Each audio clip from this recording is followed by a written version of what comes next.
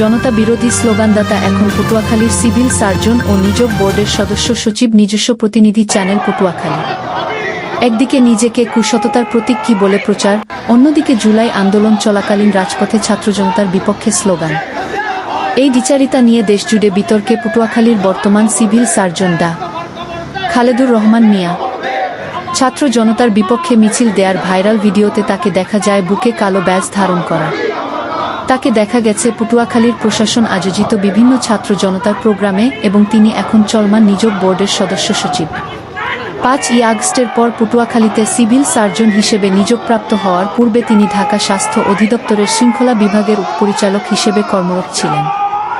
জন্মসূত্রে ফরিদপুরের বাসিন্দা এই কর্মকর্তা আওয়ামী লীগ দলীয় এমপি নিক্সন চৌধুরীর ঘনিষ্ঠজন হিসেবে প্রশাসনিক মহলে পরিচিত। দীর্ঘ কর্মজীবনে রাজনৈতিক সংশ্লিষ্টতা এবং দলীয় আনুগত্য নিয়ে তার বিরুদ্ধে অভিযোগ দীর্ঘদিনের। গত বছর জুলাই আগস্টে ছাত্র জনতার গণঅভ্যুত্থান যখন দেশব্যাপী জোরদার ছিল, তখন একজন সরকারি কর্মকর্তা হিসেবে ডা. খালেদুর রহমান মিয়াকে দেখা যায় সরাসরি ওই আন্দোলনের বিরুদ্ধে অবস্থান নিতে। আন্দোলন চলাকালীন সর্বশেষ 3 আগস্ট একদল কর্মকর্তা ঢাকার রাজপথে নামেন সাধারণ ছাত্রদের বিরুদ্ধে মিছিল করতে।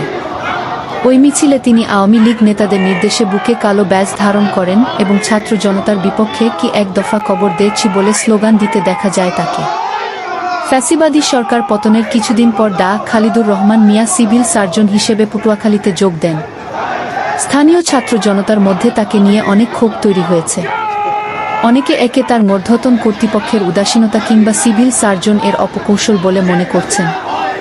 চলতি জুলাই মাসে তিনি বিভিন্ন সেমিনার, ইভেন্ট ও সভায় নিজেকে সততার প্রতীক ও জুলাই যোদ্ধাদের সহযোদ্ধা হিসেবে প্রচার করে চলেছেন। একদিকে তোষামোদ, অন্যদিকে নিজের অতীত থাকার চেষ্টা। তবে এই কৌশল চোখ এড়াচ্ছে না জনসাধারণের। ছাত্র জনতার বিরুদ্ধে সক্রিয় আন্দোলন করা একজন সরকারি কর্মকর্তা এই জুলাই মাসে আন্দোলন করা ছাত্র জনতা ও শহীদ পরিবারদের নিয়ে সেমিনার ও পুরস্কার দেওয়ার কথা ভাবছেন, যা নিয়ে পটুয়াখালী সাধারণ জনতার মধ্যে মিশ্র প্রতিক্রিয়া শুরু হয়েছে। পটুয়াখালীতে বর্তমানে স্বাস্থ্য সহকারী পদে 124 জনের পুনর্নিয়োগ প্রক্রিয়া চলমান রয়েছে।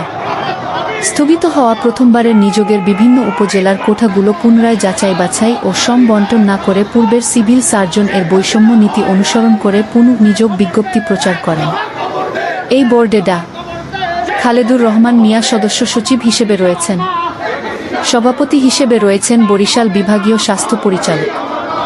ছাত্র জনতা ও নাগরিক সমাজের সংখ্যা এই নিয়োগ বোর্ডের নেতৃত্বে থাকা ডা. খালেদুর রহমান মিয়ার অতীত রাজনৈতিক পক্ষপাত ও ছাত্রবিরোধী অবস্থান সুষ্ঠু নিযোগের পথে অন্তরায় হতে পারে। অভিযোগ উঠছে, নিষিদ্ধ ও বিতর্কিত সংগঠন ছাত্রলীগের সদস্য কিংবা জুলাই আন্দোলনের বিরোধীদের পরিবার থেকে প্রার্থী নির্বাচন করে নিযোগ প্রক্রিয়া প্রভাবিত করার আশঙ্কা রয়েছে।